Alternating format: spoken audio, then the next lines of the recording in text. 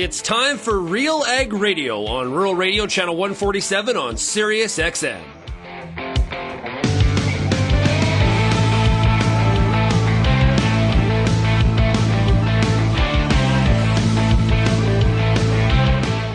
RealAg Radio and RealAgriculture.com is your home for insight and analysis of the issues that are impacting your farm business. Let's get real and get connected with RealAg Radio.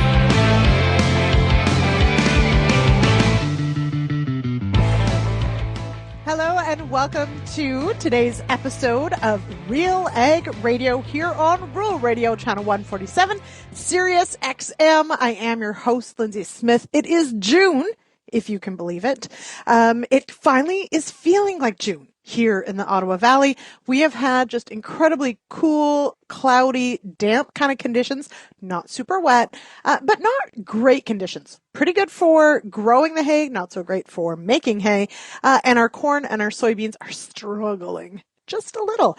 So that's going to be, of course, it is Agronomic Monday. It's been a while since we've had Peter Johnson on, but that is today's goal, is to unpack so many of the agronomic questions we've been tackling in between our Agronomic Monday episodes here. So stick around. I've got Pete for the second segment and the last two segments of the day.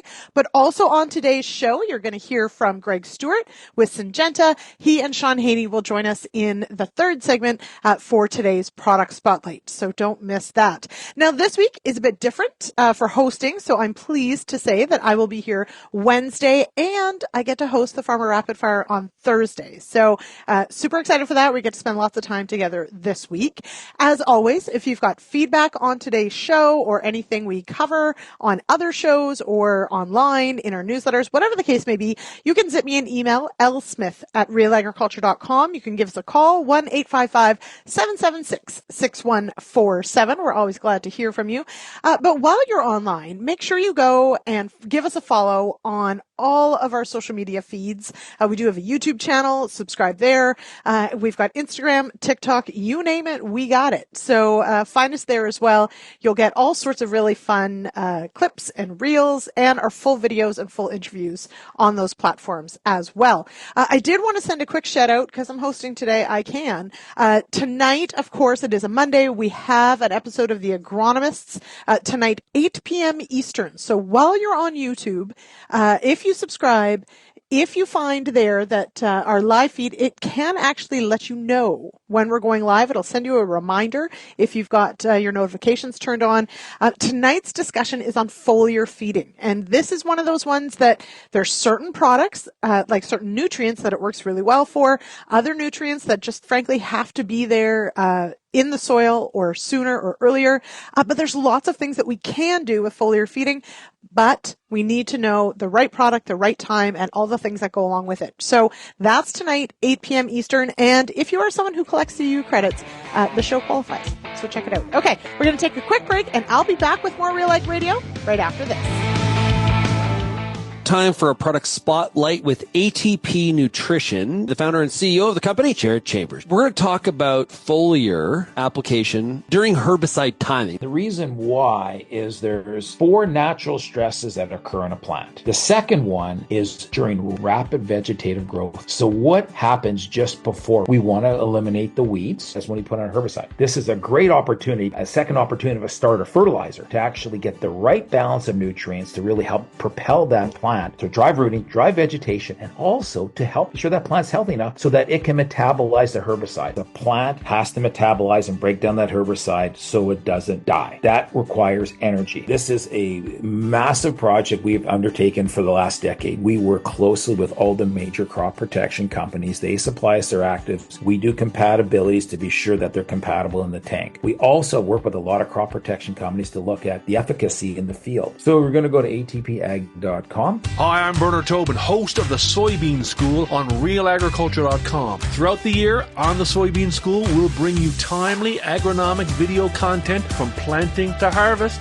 from the latest agronomic research to the latest in production technology. Check out our massive video library on YouTube, RealAgriculture.com, or download the audio podcast versions wherever you get your podcasts. The Soybean School is brought to you by Mazik Seeds and Lalamon Plant Care. Welcome back to RealAg Radio here on Rural Radio, Channel 147, Sirius XM. It is Monday, June 2nd. I am your host, Lyndsey Smith, and pest beware, your fields have heroes. The Pests and Predators podcast is brought to you by Field Heroes and is powered by the Western Grains Research Foundation. Learn how beneficial insects fight pests and protect your crops. Visit fieldheroes.ca today. All right. And speaking of field heroes, next week, not tonight, but next week on The Agronomist, we're going to be talking about some of those field heroes. So don't miss that. Now, another kind of field hero is an agronomist.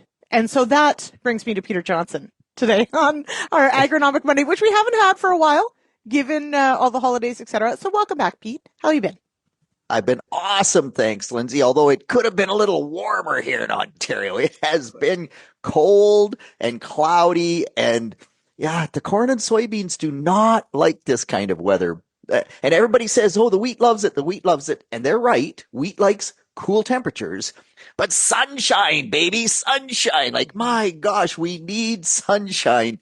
Thankfully today, it looks like we've turned the corner. She is beautifully sunny, and we're up to the mid-20s for a high. I actually don't want it to get too hot. No, but that's right. Anyway, it just it looks like maybe we've come into June and changed the weather pattern. I really hope so. And honestly, and we're going to talk a bit about sort of weather all over the place, the forest fires, of course, smoke, etc. But I do notice the West is, I mean, they want this weather, right? We've been overcast and cloudy and rainy and cold.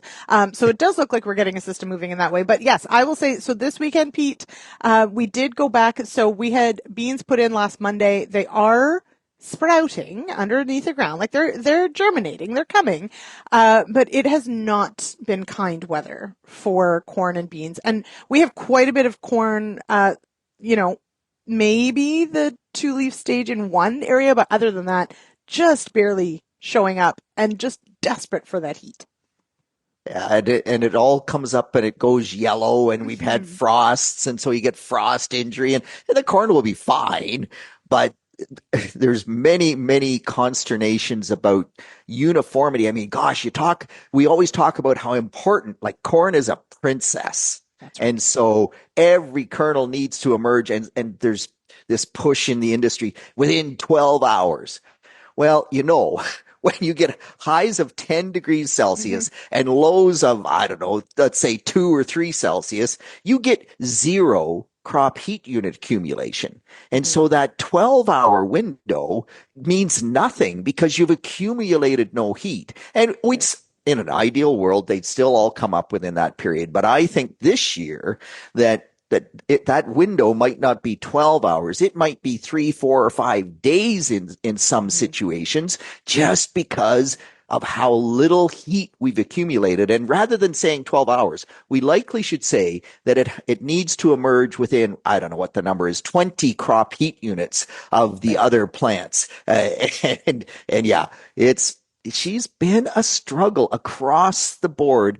Some of our soybeans that got planted in April, 28 days to emergence. 28 days. And now the stand actually looks awesome.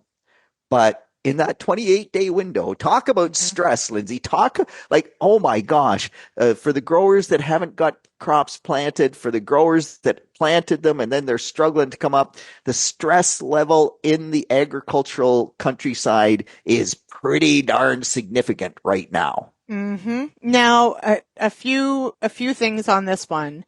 When I think about seeds sitting in the ground that long, I start to think about, okay, if I chose some seed treatments, can I count on them still? Does the clock start running on some of the efficacy of some of those once it's in the ground? Or do conditions have to be warm? Like, I start to wonder about, could that seed be more vulnerable now? And absolutely the seed is more vulnerable because it's a bit like, think about canola. And the fact that we are now planting canola later so that it comes out of the ground fast and the flea beetles don't get a chance, right? The longer it's in the ground, the more susceptible it is to things happening. Now, the upside is that the seed treatments break down slower when it's cold like that. So we would normally say 2 weeks. And under these conditions, I think that gets extended. I'm not exactly sure how long, but I think you would probably at least get 3 weeks. If it takes 4 weeks to get it out of the ground, and there's some other, I mean, we are seeing some insect injury. We are seeing a bit of herbicide injury. So we put on the group 14s. They're a bit tough on soybeans. We need them to control the glyphosate resistant fleabane. But the worst thing that can happen is that the soybean is just kind of knuckling through and you get rainfall. Well, man, when it's this cold, that soybean is knuckling through for an extended period of time. And so we have seen a little bit, maybe more herbicide injury or like concerns around that than we would have normally expected. At the end of the day, it hasn't seemed to be too bad for most people. There are some soybean replants happening today based on insect injury. Okay. And so I do hear that seed corn maggot is an issue in some fields, but at the end of the day, yes, I think we're at higher risk, but I think the bugs also are a little bit slower and we get a little bit extended protection just because of temperature. Pete, what I'm hearing is we should be scouting. That's what I'm hearing. That, Lyndsey, is an agronomist's life, okay? It really is. Get out there. Yeah. Exactly. Scout, and then go back and scout again. That's right. Okay.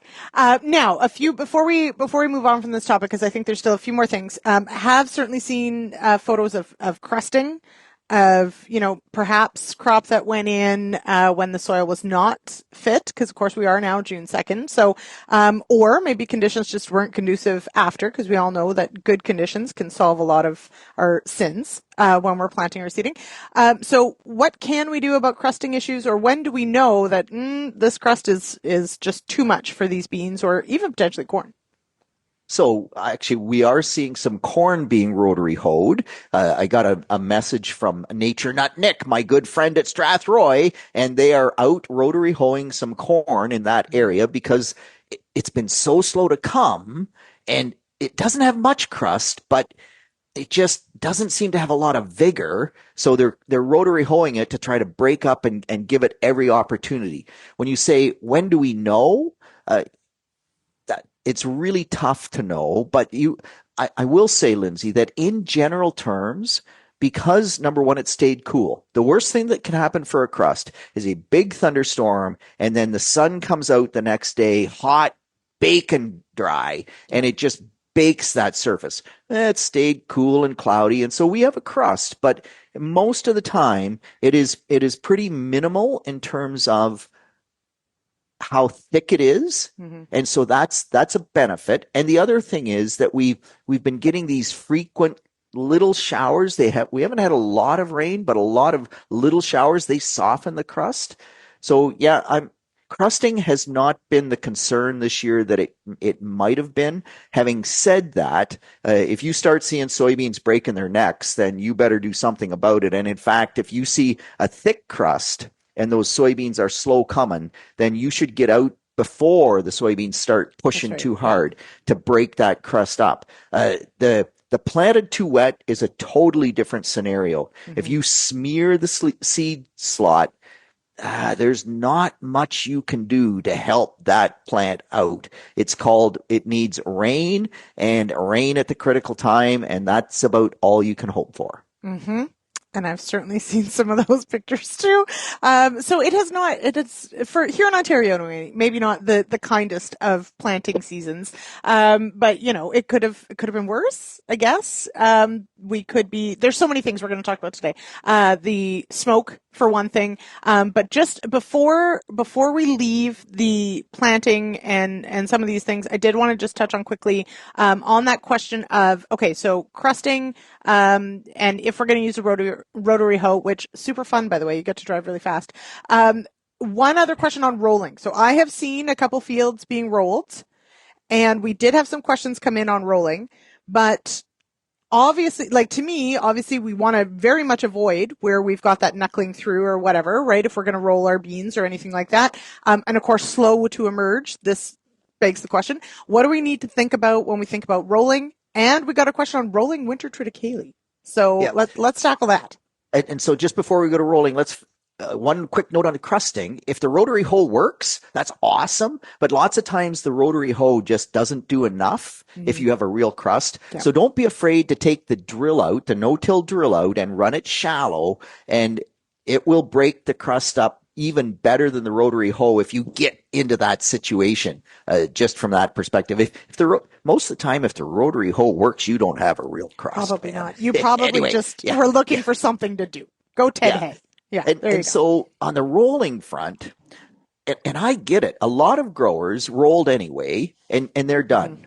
But there was a number of growers who planted beans in April or early May. It's super cold, and they kind of said, man, I don't want to roll because I don't know what's going to happen, and they're going to be slow to emerge. And if you roll, you are more prone to crust. We just know that. There's a smooth roller. You get a rain, you've got a crust.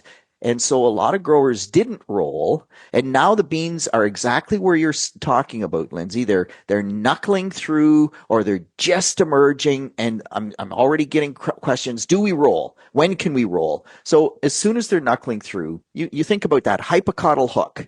You roll that, and it's just like the crust. You break the plant below the cotyledons, you are done. Yeah, all bad. So you stay out of the field now, and the data would say you really should wait till first trifoliate if you can. I have seen growers roll beans at the unifoliate stage and got away with it okay, but typically first to third trifoliate. If you wait till the fourth trifoliate, you will do way too much damage. So that's sort of the window we're talking about from a soybean standpoint. The triticale is a whole different issue. Yeah. Call from Alberta. They were going to roll the triticale, I assume, to smooth it out so that they could harvest it as forage better. It was winter triticale, and the grower was concerned that it was too late. And the answer is, no, don't do it. Because the growing point was up in the stem. If you roll that triticale, baby, you are just wiping the yield out. We roll things like rye and triticale after we plant the soybeans into them to break the stems so we kill them.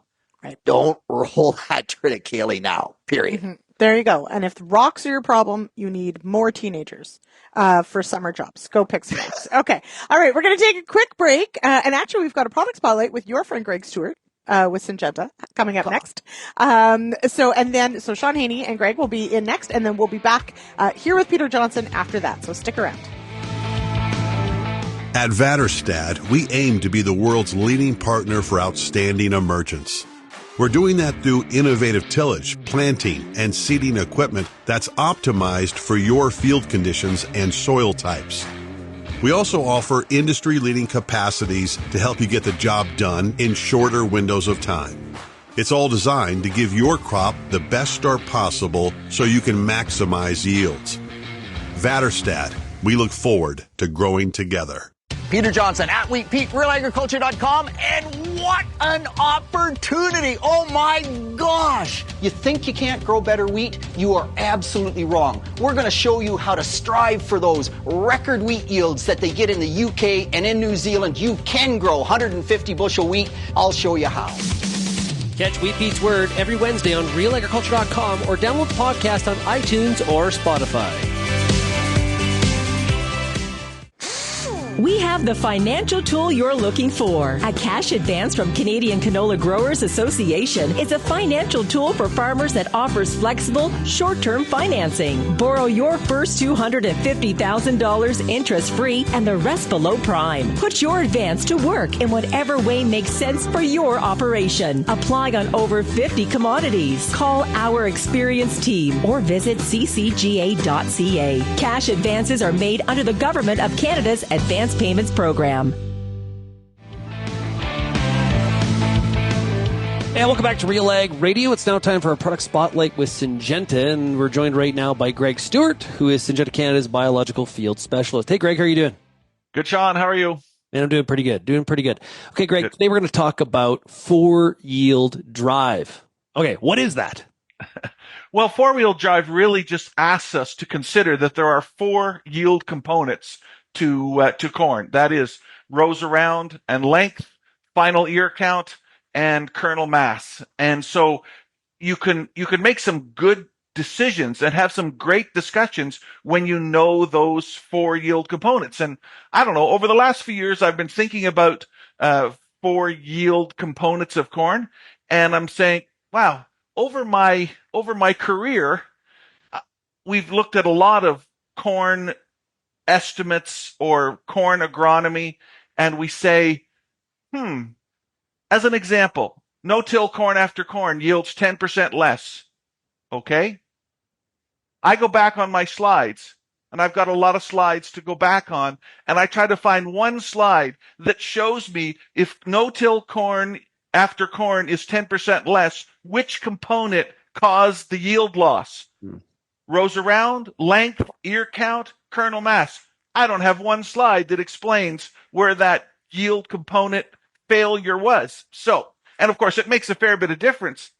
If it was a yield count, if it was an ear count thing, that would be a whole different perspective on what you needed to fix than if it was a kernel mass at the end of the season that was the problem. So, four-yield drive is sort of just asking us to be a little bit more careful about our agronomy, look at those four yield components so we can make better decisions. Trying to get down to the root of the issue. A little bit, yeah. There you go, Greg. You're playing words. Okay, so where does all this start? Well, really it starts with sort of that first component, which is the conversion from seed drop to plant stand in June to ear count in September. So ear count is the number we're after. Many growers don't have a good feel on what their final ear count is. So that's a good number to have, ear count. But ear count is really more impactful to the grower if they know where it sits in the continuum. That is, know exactly what your seed drop is, know what your plant stand is in June, and then follow that up with, okay, and that's how many ears I produced from those seeds.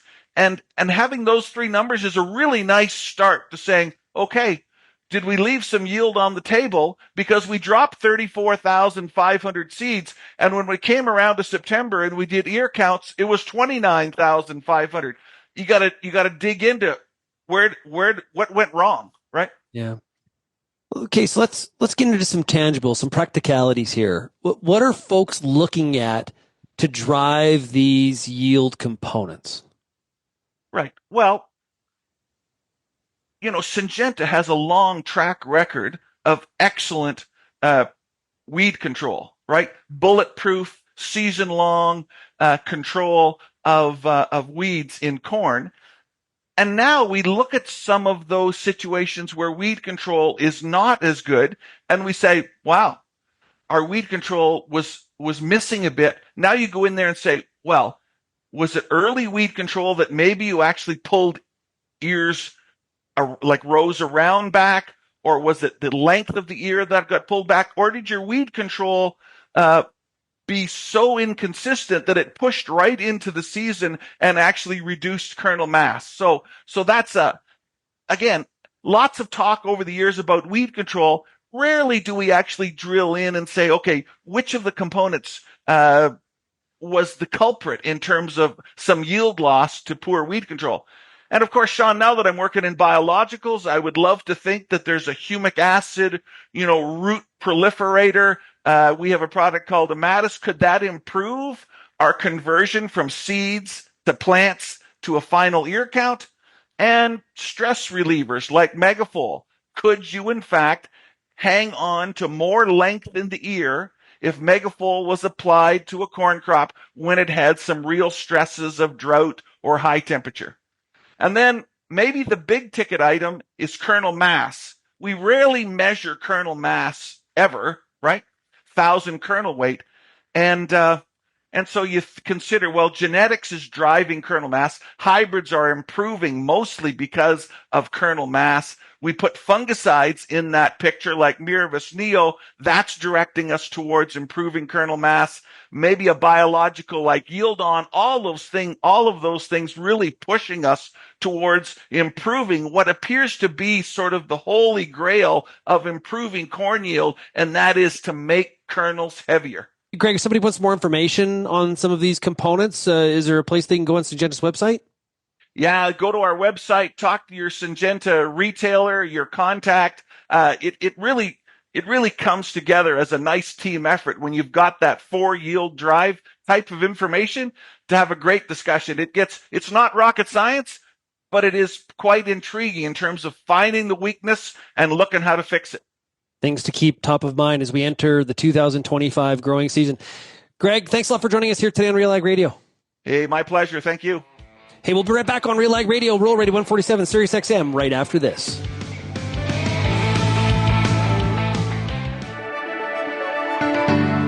Built on over 100 years of seed innovation and unwavering commitment to farmers, Pioneer 100 Series canola hybrids deliver a step change in yield performance and agronomic traits. This isn't just better canola. It's different canola. Pioneer 100 Series. Contact your local Pioneer sales representative or visit pioneer.com/100 series to learn more today.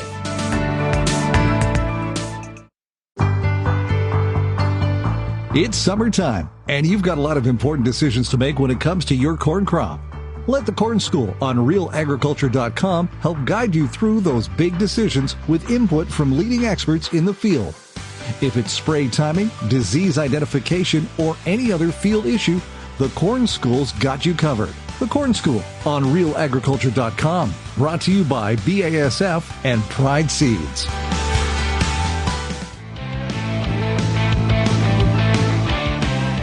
Welcome back to Real Ag Radio here on Rural Radio, channel 147, Sirius XM. For farmers, trust is everything. Genesis Fertilizers is making real progress toward providing reliable, locally produced fertilizer. Join the ownership group and protect your bottom line. Learn more at genesisfertilizers.com/credibility. All right. I am your host for this Agronomic Monday, Lyndsey Smith, and joining me again, Peter Johnson. Pete, I did mention smoke, so I want to touch on it here before we move on to a few other things, because it seems to be with all these forest fires, they are early this year for the West. We hope we'll get some better weather for it, but Manitoba certainly, we've seen, evacuation of Flin Flon and all sorts of other areas. Very scary. And it is causing, of course, smoke in the atmosphere that does move. And so it always begs the question, what impact does this have on the crop? And I also had Kelvin Hepner here. You may remember him from such films as Real Agriculture. He had a question about potentially even herbicide efficacy, etc. So let's start with impact on the crop this early in the year. Yeah, and so most of the time we don't worry a lot about the amount of sunshine that crops are getting this time of year because they're not in grain fill. But we definitely need sunshine. Like, that's what creates photosynthesis. And if you go back to when we had the Fort McMurray fires, that was one of the very few times that I've ever seen head size in a wheat crop limit the yield potential. So in northern Saskatchewan, the agricultural area of northern Saskatchewan, the smoke was so thick from those Fort McMurray fires right at that 5-leaf stage of the spring wheat crop when it's forming the head in the plant, that it reduced photosynthesis so much that the head size, it just made very small heads.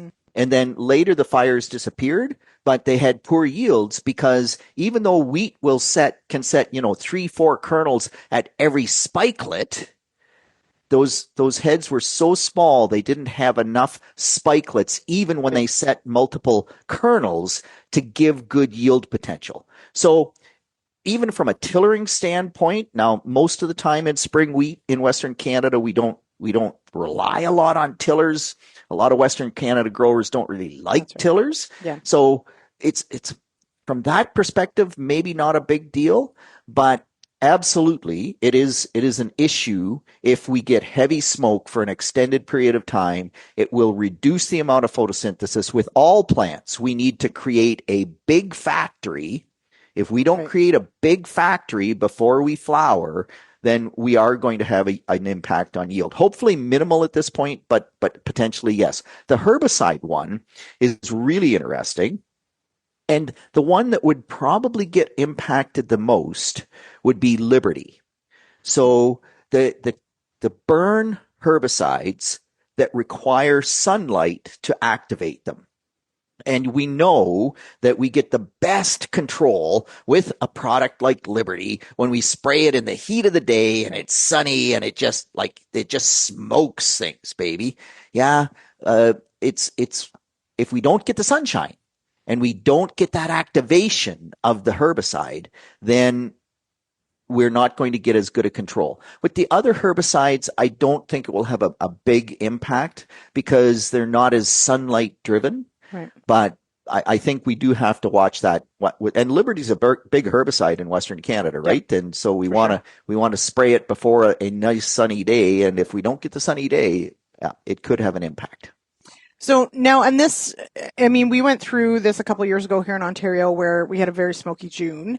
It is more common to have smoky conditions later in the growing season for Western Canada. And so that is why I think so many people are asking this question now, because as you mentioned, I mean, canola and wheat, I mean, they set their potential very early in the season. So if it's cloudy during that time, I guess just to balance that out of curiosity, let's say it's more like July, like during, say, flowering or during grain fill for wheat, does it have the same impact or less so?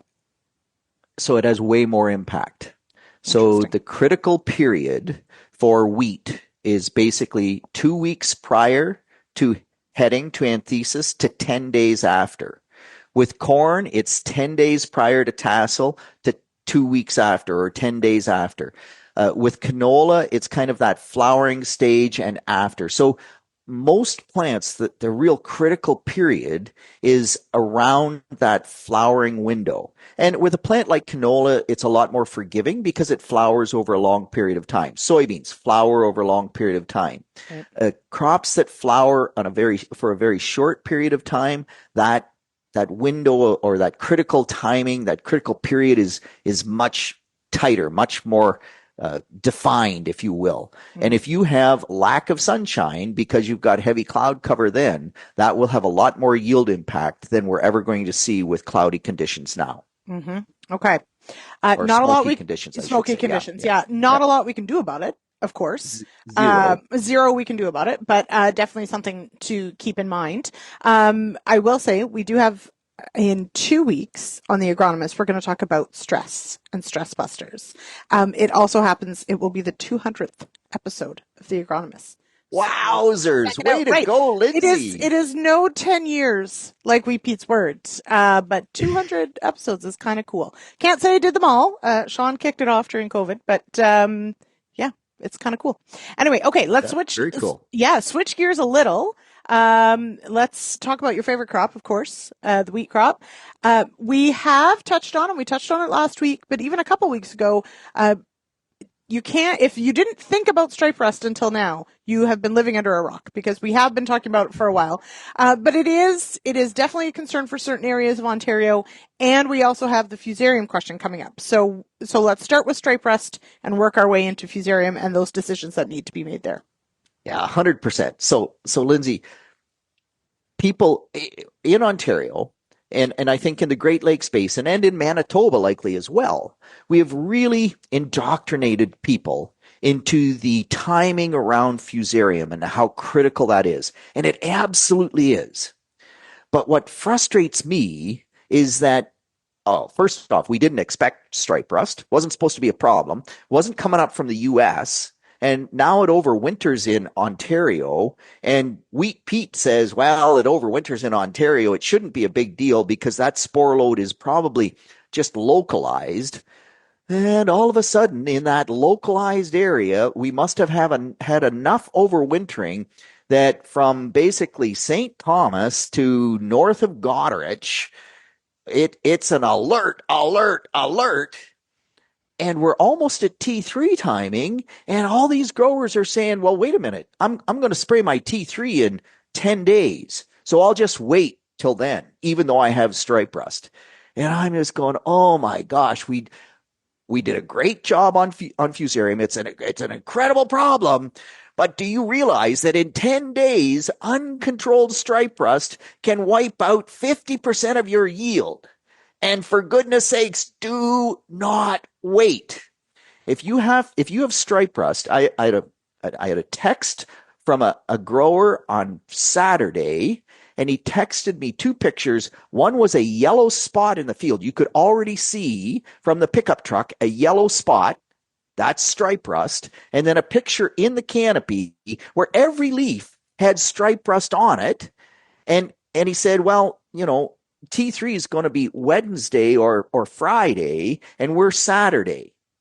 And, can't we wait until when? No, you cannot wait. You spray today and you delay your T3 timing to the end of the T3 window to get as much efficacy as you can. But if you, we did, by the way, we've been spraying some badly infected fields that got away from us before we caught them, fields that Wheat Pete doesn't scout. The fields that Wheat Pete scouted, we caught. Okay, Lyndsey? We caught them. Okay, so, all right. So just scouting pays, but we sprayed them, and then 3-4 days later, the grower calls me up and says, Pete, it's not working because the field is going more yellow.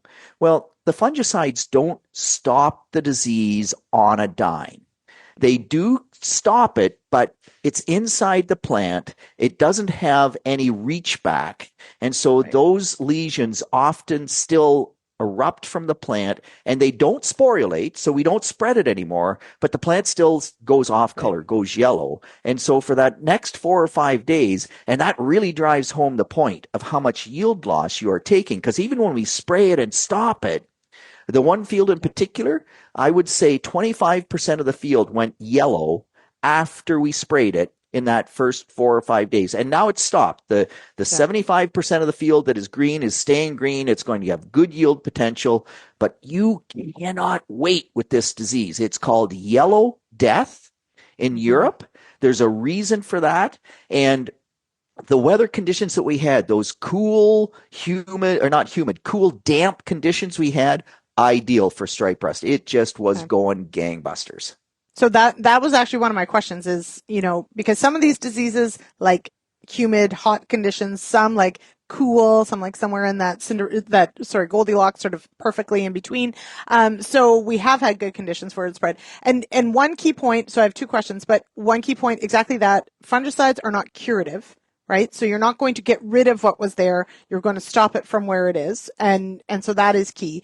I guess my question is, and you mentioned it, so I want to touch on this a little bit, is that, so if let's say we go today, we roll today with that fungicide, is it a different product than I'm using for my fusarium?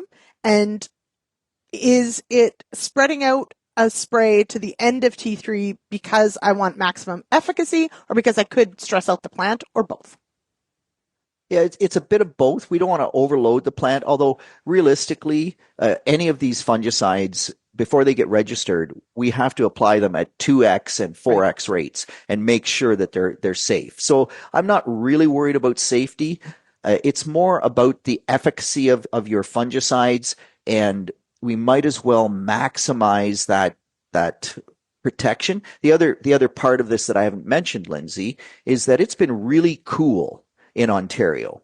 When it's really cool, the risk of fusarium drops dramatically. So when nighttime temperatures are below 9 Celsius, this is work by Dr. Dave Hooker at University of Guelph Ridgetown campus, and so nighttime temperatures below 9 Celsius, stripe rust loves it, but that really limits fusarium. So we're at lower risk for fusarium. Now the weather coming up, baby, this is fusarium weather. We've got rain in the forecast. We've got nighttime temperatures over 9 Celsius. We've got daytime temperatures in the mid-20s. That's fusarium weather. So I think the risk is going to ramp up pretty significantly. But if my risk is low, I still need to control for it. I get good dawn reduction, even if I apply later in the window. I've applied the other fungicide, 4 days before day 0.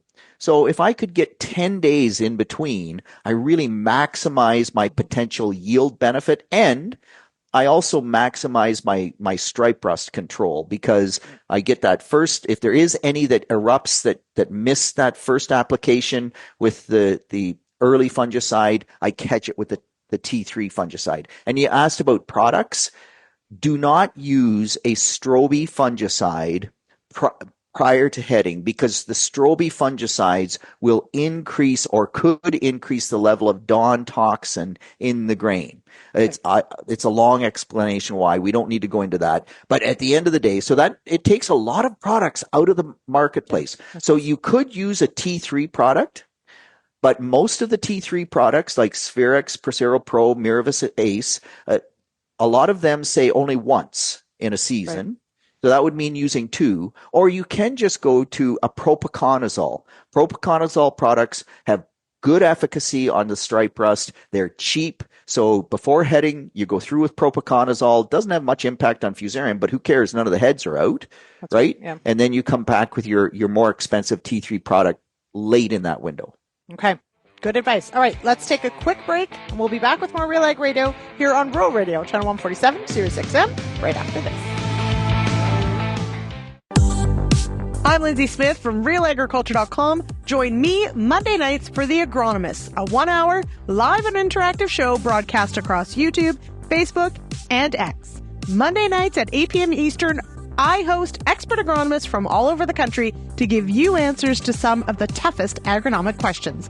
Join us live or catch the replay Tuesday morning. That's The Agronomist with me, Lyndsey Smith, Monday nights live at 8 p.m. Eastern. How's your seed quality? What should you treat with? What about herbicide carryover and environmental concerns? Spring is here, and you've got a lot of things to think about in regards to your pulse crop. The Pulse School on Real Agriculture has information and advice for all these questions and more to help you navigate this season. Brought to you by BASF. Pulse School episodes are available at pulseschool.com, realagriculture.com, or as a podcast on your favorite streaming service. Download the latest episode today. Welcome back to RealAg Radio here on Rural Radio, channel 147, Sirius XM. I am your host, Lyndsey Smith, and this segment is brought to you by Ag Expert, deep in the fields and deep in the data to back up your decisions on the farm. Get started at agexpert.ca. All right, for our last segment of the day, joining me once again, Peter Wheat Pete Johnson. Pete, it is the first week of June, and you are on the road. Where are you headed this week? Yeah, so this week on Wednesday, I speak to the Washington Association of Wheat Growers, and we're going to talk about big wheat yields and how the yen. So what's really cool, the Great Lakes yen, we have one grower that is in the Great Lakes yen from Washington State. Now, yeah. Come on, that's not the Great Lakes. Right. A state that borders on the Pacific Ocean definitely is not a Great Lakes state, but it's really cool that they're interested, and it's such an awesome fit. I'm going to be talking about, they should run their own yen. Absolutely. And they should run their own yen because they have growers with 8 to 10 inches of rainfall, and they have growers that irrigate. So we have all the way from super dry to as much water as we want. And we also have a huge variation in elevation, right? And so both of these things create variability. And I feel for the Washington State wheat people or their extension people, their research people, because everybody in Washington State wants one answer. That's right. Every grower in Ontario wants one answer. They want Horst Bonner or Albert Tenuta or Tracy Bowdy, whoever, like just don't give me all this agronomic what ifs, where, how, it depends crap.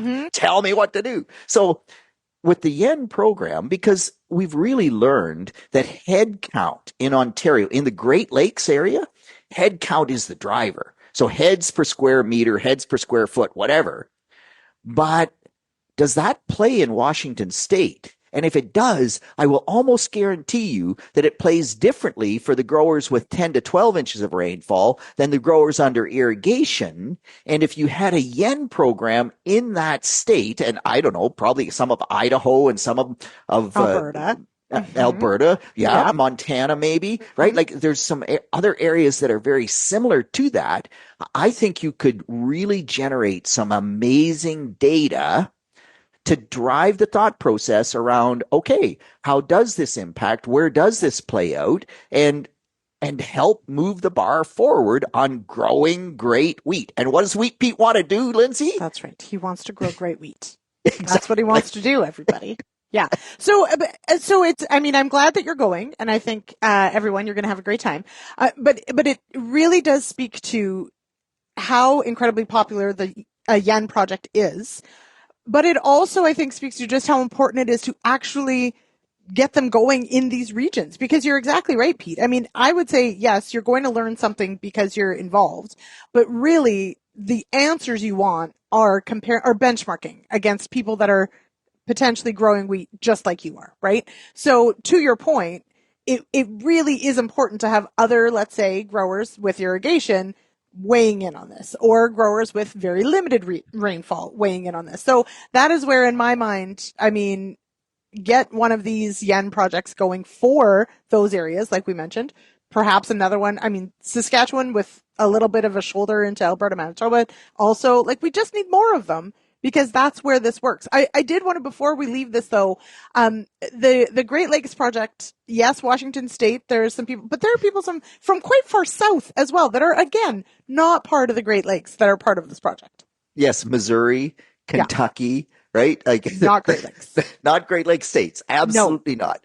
And so what's cool, Lyndsey, is now in the Great Lakes Yen, we have enough years of data over enough geographies that we can start looking at how the geographies differ. Mm-hmm. And so there's a group of agronomists working with Dennis Pennington, Joanna Fallings, trying to say, what questions do we ask? What answers can we ferret out of the data? But it takes a little while. Don't join and expect this data next year. That's right. It takes a bit of time.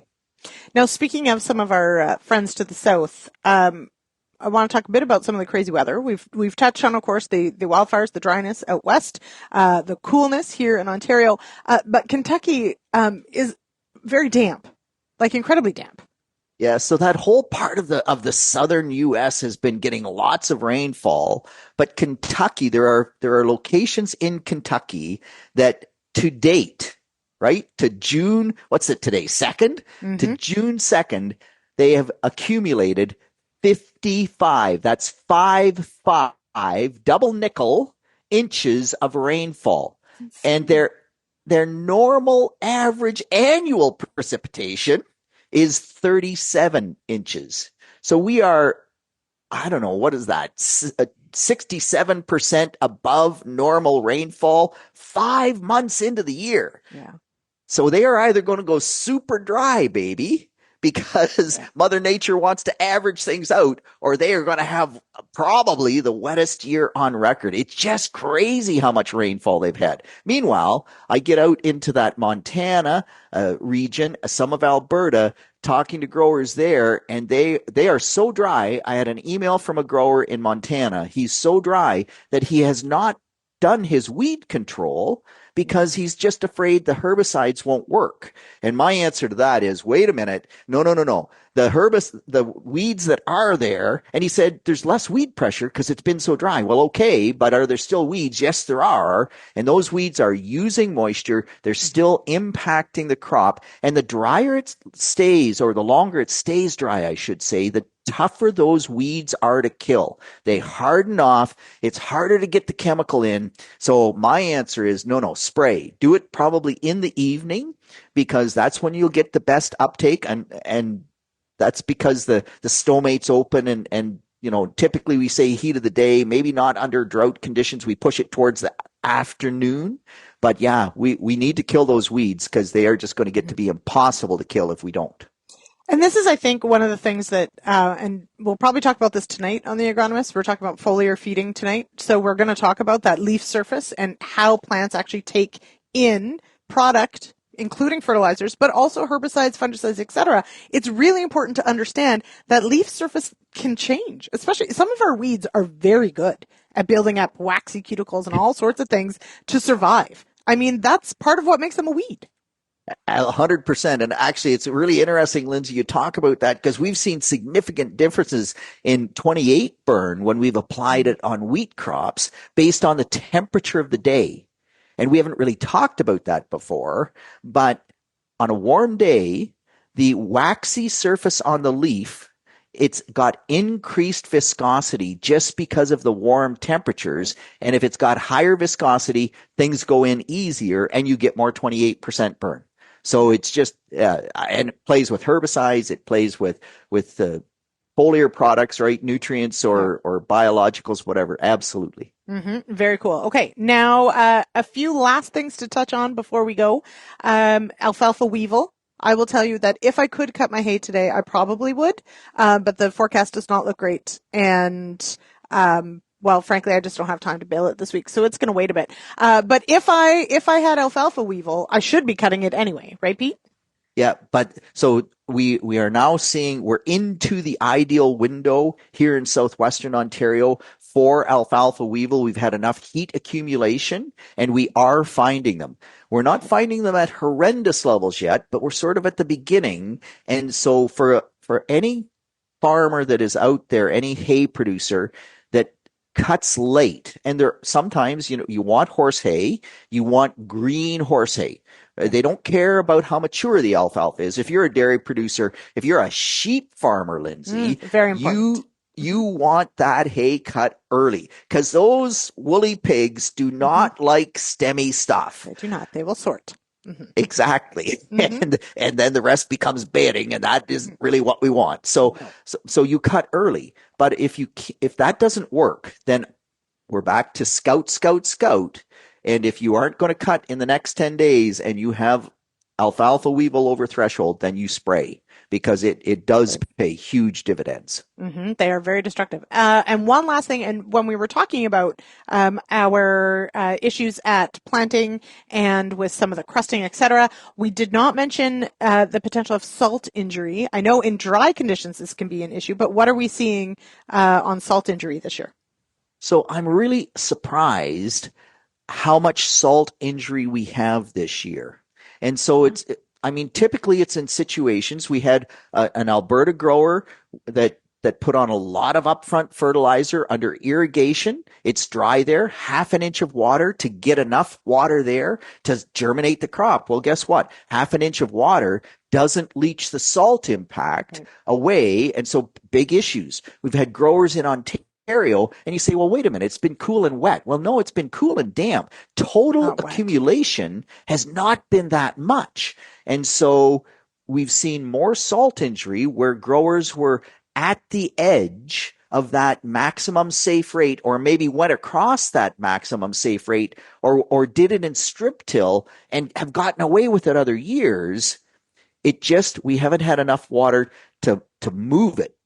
And so we have seen quite a bit more salt injury than what I expected to see this year. And it's always just a wake-up call. Absolutely. Sometimes when you push the limits, you get burned. Sometimes literally. So there you go. All right, we're going to leave it there. Pete, thanks so much for joining me on the show. Check out Wheat Pete's Word every Wednesday. It goes live on the site, up on YouTube, and on Spotify. Check it out, please. And Pete, safe travels this week. Have so much fun in Washington. It will be a blast. Thanks, Lyndsey. We'll talk to you again soon. All right. That does it for today's episode of RealAg Radio. Zip me an email, lsmith@realagriculture.com. If you've got any feedback or questions for Pete, we'll send them along. All right. We'll talk to you on Wednesday, everybody. Cheers.